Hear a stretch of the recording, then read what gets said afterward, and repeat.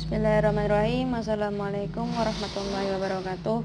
Di sini dengan saya sendiri, Rafidah Horia Safir dengan NIM 2019 akan menyampaikan resume materi pada mata kuliah Psikologi Komunikasi Dakwah. Langsung saja, materi pertama yaitu tentang sensasi, persepsi, memori. Saya akan menjelaskan tentang sensasi dahulu. Sensasi berasal dari kata sense yang artinya alat penginderaan yang menghubungkan organisme dengan lingkungannya. Menurut Dennis Kahn, sensasi adalah pengalaman elementer yang segera yang tidak memerlukan penguraian verbal, simbolis, atau konseptual, dan terutama sekali berhubungan dengan kegiatan alat indera. Definisi sensasi, fungsi alat indera dalam menerima informasi dari lingkungan sangat penting. Kita mengelompokkannya pada 3 macam indera penerima sesuai dengan sumber informasi. Yang pertama yaitu sumber informasi bisa berasal dari dunia luar atau eksternal. Dengan kata lain, eksteroseptor, yaitu misalnya pada telinga atau mata. Yang kedua, informasi dari dalam indera atau internal oleh interoceptor, misalnya pada sistem peredaran darah. Dan yang ketiga, ada gerakan tubuh kita sendiri di indera oleh proprioceptor, misalnya organ vestibular. Lalu selanjutnya ada materi persepsi. Persepsi adalah pengalaman tentang objek, peristiwa, atau hubungan-hubungan yang diperoleh dengan menyimpulkan informasi dan menafsirkan pesan. Yaitu ada faktor yang lain mempengaruhi persepsi, faktor eksternal penarik perhatian. Hal ini ditentukan oleh faktor-faktor situasional personal. Faktor situasional terkadang disebut sebagai determinan perharian yang bersifat eksternal atau penarik perhatian atau attention getter, dan sifat-sifat yang menonjol seperti gerakan secara visual, tertarik pada objek-objek yang bergerak, intensitas stimuli, kebauran atau novelty, yaitu seperti hal-hal yang baru dan luar biasa, berbeda dan menarik perhatian. Lalu perulangan, hal-hal yang disajikan berkali-kali bila disertai sedikit variasi akan menarik perhatian. Yang kedua, ada faktor internal pengaruh perhatian. Apa yang menjadi perhatian kita lolos dari perhatian orang lain atau sebaliknya? Kita kecenderungan kita melihat apa yang ingin kita lihat dan mendengar apa yang ingin kita dengar. Faktor mempengaruhi perhatian kita adalah faktor biologis, sosiopsikologis, lalu motif sosiogenis seperti sikap, kebiasaan, kemauan mempengaruhi apa yang kita perhatikan. Lalu yang ketiga ada tambahan sendiri, ini faktor fungsional yang menentukan persepsi. Faktor fungsional berasal dari kebutuhan, pengalaman masa lalu, dan hal lain yang termasuk apa yang kita sebut sebagai faktor-faktor personal yang menentukan persepsi, bukan jenis atau bentuk stimuli, tetapi karakteristik orang yang memberikan respons pada stimuli itu. Lalu yang keempat ada faktor-faktor struktural yang menentukan persepsi. Faktor struktural berasal semata-mata dari sifat stimuli fisik dan efek-efek saraf yang ditimbulkannya pada sistem saraf individu. Lalu ada 4 dalil. Dalil persepsi yang pertama, persepsi bersifat selektif menjadi fungsional. Berarti objek-objek yang mendapatkan tekanan dalam persepsi kita biasanya objek-objek yang memenuhi tujuan individu yang melakukan persepsi. Dan kedua ada dalil persepsi medan perseptual dan kognitif selalu diorganisasikan dan diberi arti. Ketiga ada sifat-sifat perseptual dan kognitif dari substruktur ditentukan pada umumnya oleh sifat-sifat struktur secara keseluruhan. Yang keempat ada objek atau peristiwa yang berdekatan dalam ruang dan waktu atau menyerupai satu sama lain cenderung ditanggapi sebagai bagian dari struktur yang sama, yaitu seperti mengelompokkan objek-objek fisik seperti titik, garis, atau balok. Lalu yang selanjutnya adalah memori.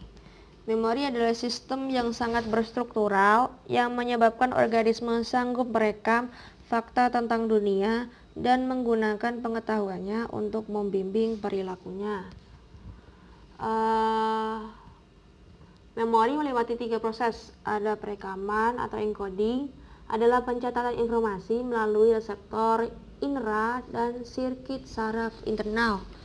Kedua, ada penyimpanan atau storage, adalah menentukan berapa lama informasi itu berada beserta kita, dalam bentuk apa dan di mana. Ketiga, ada pemanggilan atau retrieval, dalam bahasa sehari-hari, mengingat lagi adalah menggunakan informasi yang disimpan. Lalu next, ada jenis-jenis memori. Pemanggilan diketahui dengan 4 cara, yaitu ada pengingatan atau recall, proses aktif untuk menghasilkan kembali fakta dan informasi secara verbatim atau kata demi kata tanpa petunjuk yang jelas.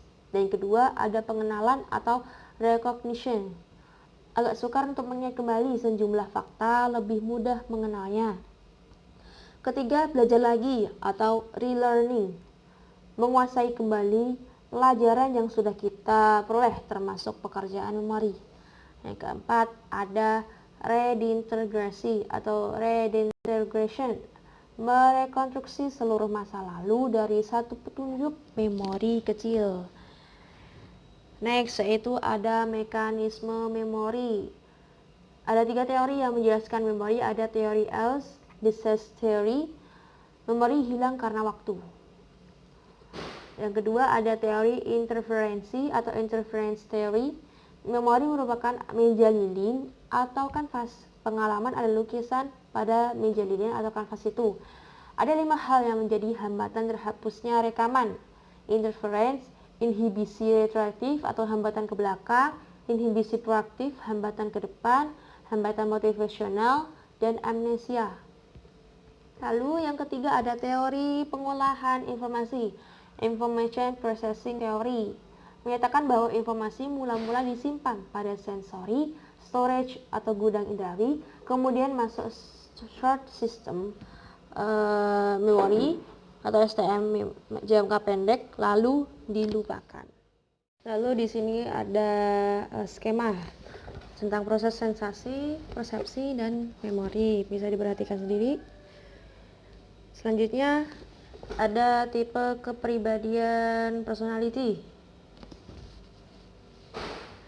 Personality sendiri ada 4 tipenya, yaitu sanguin, koleris, melankolis, dan plekmatis.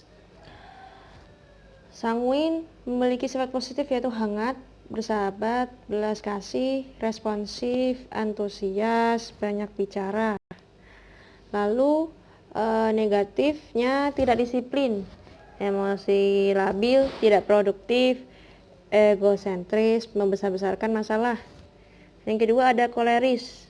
Positifnya kemauan keras, independen, memiliki visi, praktis, produktif, tegas, pemimpin. Negatifnya dingin, cepat puas, ceroboh, dominan, sulit memaafkan, sarkasis, pemarah, lalu kejam. Yang ketiga ada melankolis.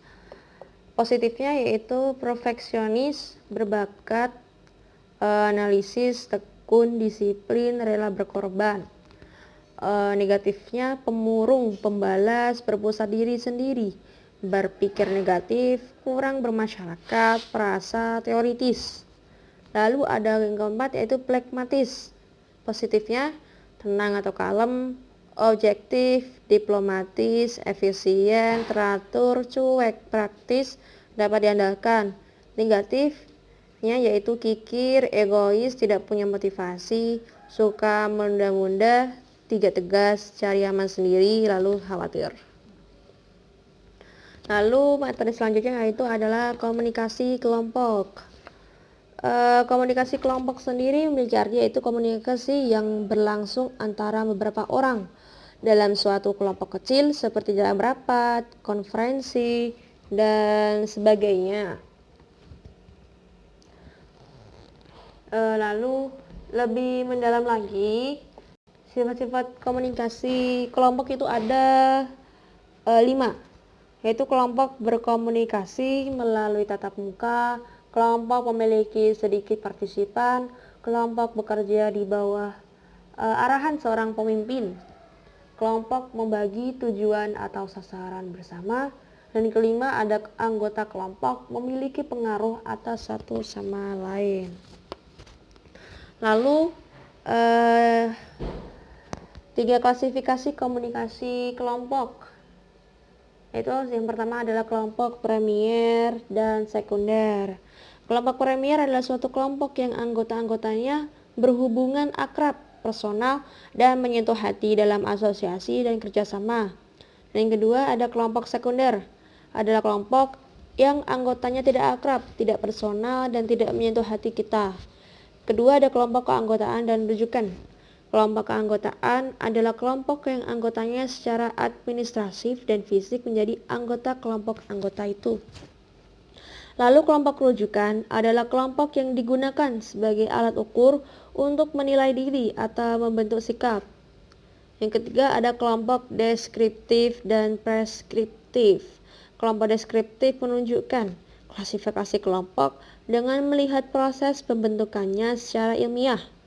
Kelompok preskriptif mengacu pada langkah-langkah yang harus ditempuh anggota kelompok dalam mencapai tujuan kelompok. Next, yaitu ada pengaruh kelompok pada perilaku komunikasi.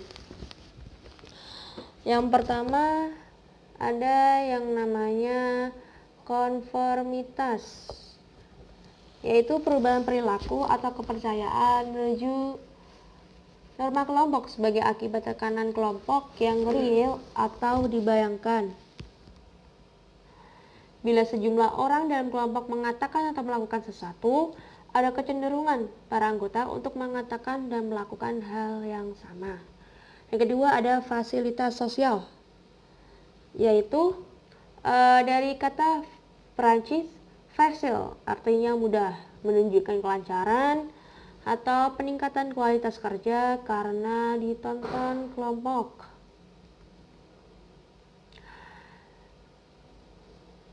Kelompok memengaruhi pengerjaan sehingga menjadi lebih mudah. Robert Z. Jones menjelaskan bahwa kehadiran orang lain dianggap menimbulkan efek pembangkit energi pada perilaku individu. Dan ketiga ada polarisasi, yaitu kecenderungan ke arah posisi yang ekstrim. Bila sebelum diskusi kelompok, para anggota mempunyai sikap agak mendukung tindakan tertentu, setelah diskusi mereka akan lebih kuat lagi mendukung tindakan itu.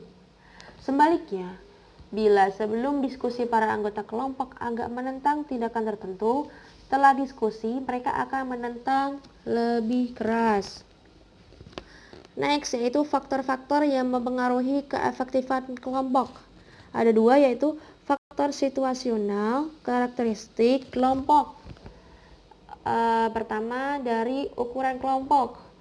Hubungan antara ukuran kelompok dengan prestasi kerja kelompok bergantung pada jenis tugas yang harus diselesaikan oleh kelompok. Dan yang kedua, ada yang namanya jaringan komunikasi. Terdapat beberapa tipe jaringan komunikasi, diantaranya adalah sebagai berikut: roda rantai, Y, lingkaran, dan bintang. Dalam hubungan dengan prestasi kelompok, tipe roda menghasilkan produk kelompok tercepat dan terorganisir. Lalu yang C ada kohesi kelompok, yaitu didefinisikan sebagai kekuatan yang mendorong anggota kelompok untuk tetap tinggal dalam kelompok dan mencegahnya meninggalkan kelompok. Kohesi kelompok erat hubungannya dengan kepuasan anggota kelompok. Makin kohesif kelompok, makin besar tingkat kepuasan anggota kelompok. Dan yang keempat ada kepemimpinan, adalah komunikasi yang secara positif mempengaruhi kelompok untuk bergerak arah tujuan kelompok. Kepemimpinan adalah faktor yang paling menentukan keefektifan komunikasi kelompok.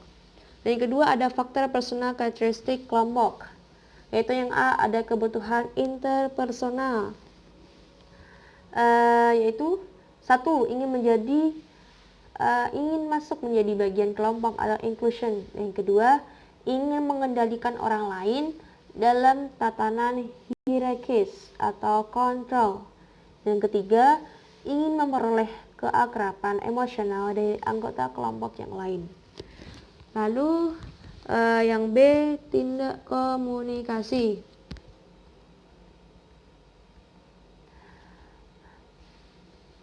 Manakala kelompok bertemu, terjadilah pertukaran informasi. Setiap anggota berusaha menyampaikan atau menerima informasi secara verbal maupun non-verbal. Lalu yang terakhir, ada peranan. Seperti tindak komunikasi, peranan yang dimainkan oleh anggota kelompok dapat membantu penyelesaian tugas kelompok, memelihara suasana emosional yang lebih baik, atau hanya menampilkan kepentingan individu saja.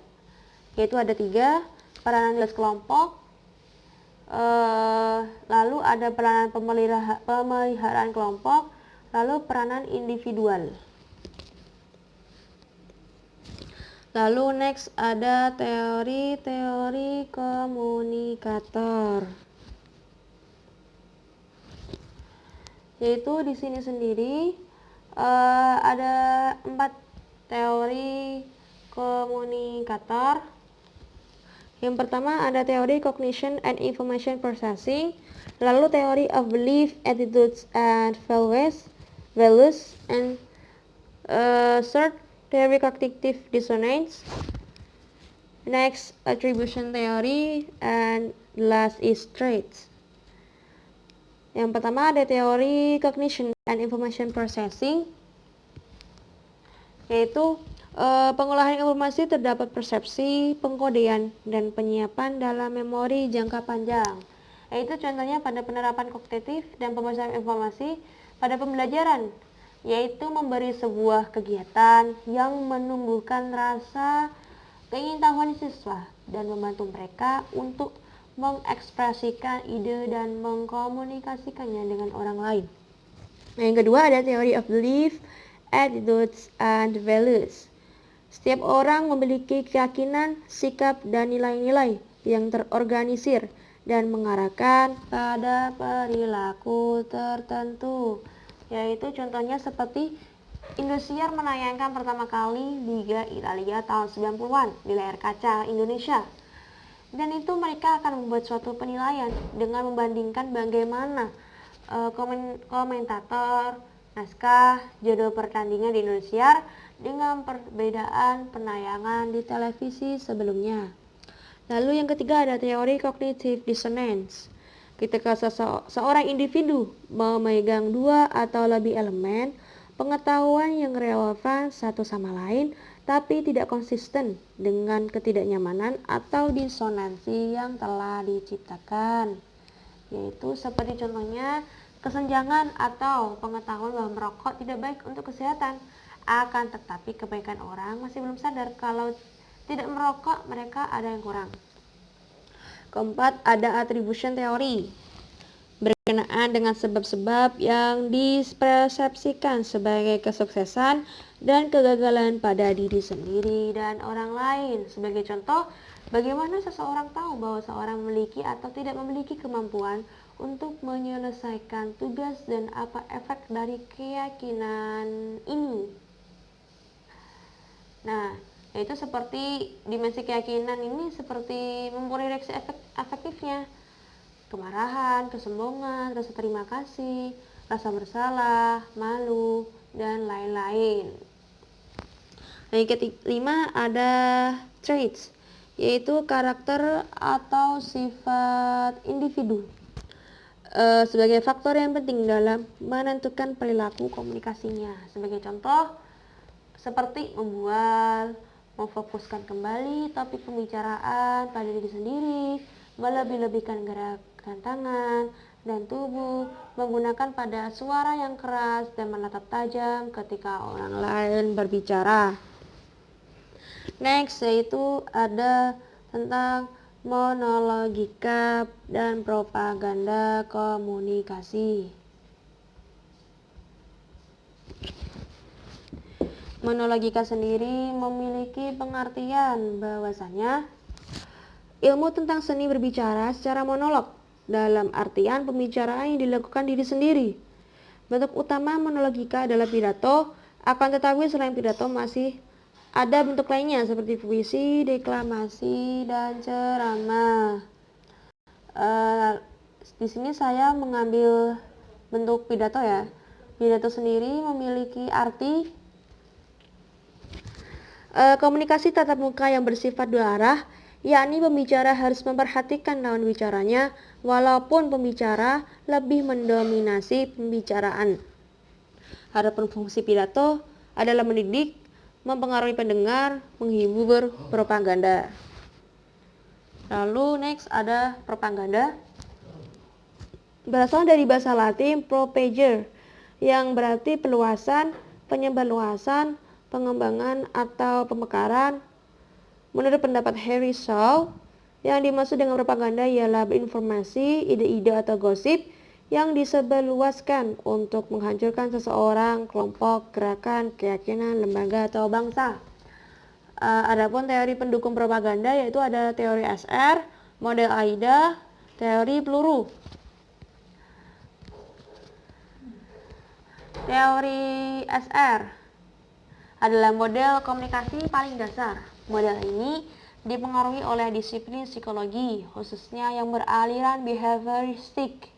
Model tersebut menggambarkan hubungan stimulus-respon. Lalu, yang kedua ada model AIDA, Attention, Interest, Desire, Action. AIDA sendiri adalah singkatan sederhana dari tahapan dalam proses komunikasi pemasaran, yaitu Attention, Interest, Desire, Action. Model ini merupakan salah satu model hierarki yang cukup populer bagi pemasar sebagai pedoman dalam melaksanaan kegiatan pemasaran. Lalu ada teori peluru atau the bullet theory.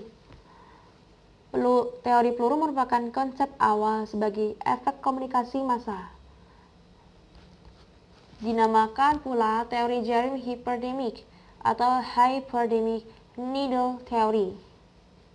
Karena komunikan dianggap secara pasif menerima pesan-pesan komunikasi, seakan-akan komunikasi ditembakkan kepada halayak dan halayak tidak bisa menghindar. Teori ini mengemukakan bahwa kekuatan media yang begitu dahsyat sehingga bisa memegang kendali pikiran halayak yang pasif tak berdaya. Lalu next yang terakhir ada teknik propaganda. Ada 7 yaitu name calling atau labeling. Teknik memberikan label buruk pada semua gagasan atau orang atau lembaga dengan tujuan agar orang lain menolak tanpa mengoreksi atau memeriksanya terlebih dahulu. Kedua ada glittering generalities.